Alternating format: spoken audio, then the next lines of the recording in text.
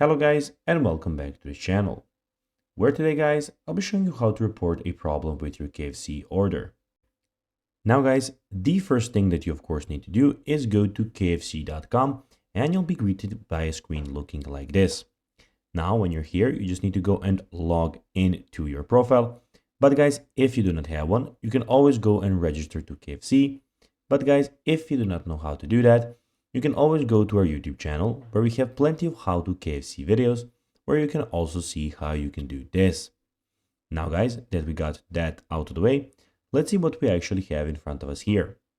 So as you can see here, we have the official KFC website where we have a lot of things going on. In the top left corner, we have the menu where you can see the menu with delivery and in restaurant.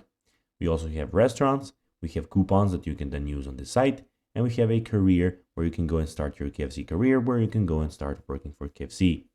In the middle of the screen, we have delivery and KFC collect, order, and pickup. Over here, you can go and enter a city, street, and house number to start your order.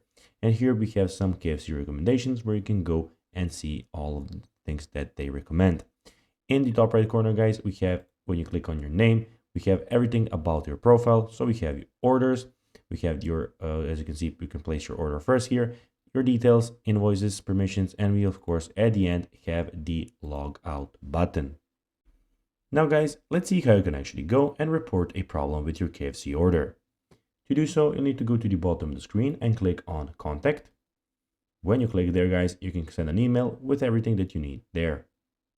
So guys, that will be everything for this video. I hope that you found this video informative and entertaining. If you did guys, don't forget to like this video, share it, subscribe to the channel, and put the notifications on. And guys, as always, I'll be seeing you in the next video. Bye guys.